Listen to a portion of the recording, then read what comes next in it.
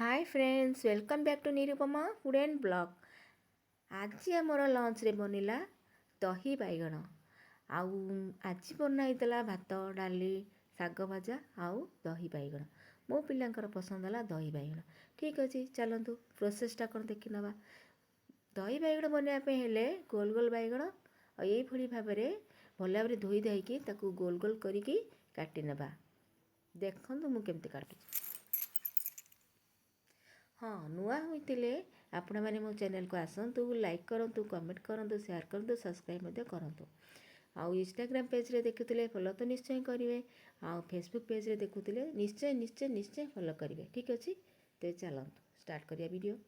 देखो ताकू ये भाव में गोल गोल कर काटी देकी ताकू गोटे बाउल रे ताकू धोई देकी परिष्कार कर रखीदे। आउ हलदी आ लुण आ चिली पाउडर ताकू ऐड करदे आवश्यक मुताबक। तापर गोटे तावा बसैबा तापर आपको तेल ऐड करिकी भाजिबा तल ऊपर करिकी आमे भाजीदबा।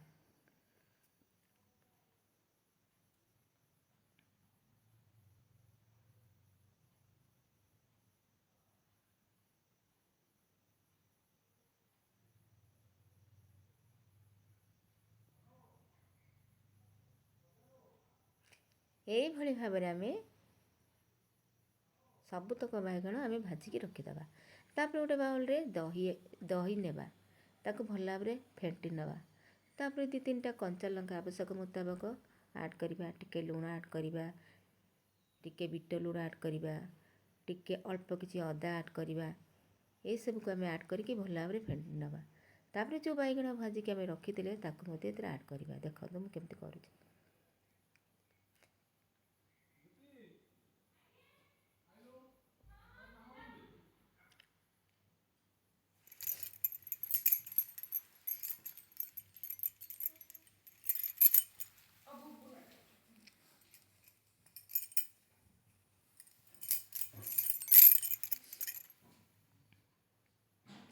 देखो तापर मु बैगण तक सबू ऐड करदेली फेंटी देली।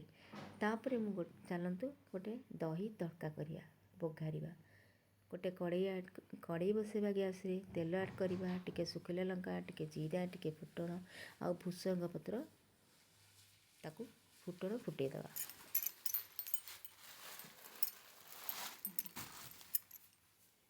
तापर ताकू बघारी साइला परे से दही रे जो दही बैगण रे आमे गोले नबा।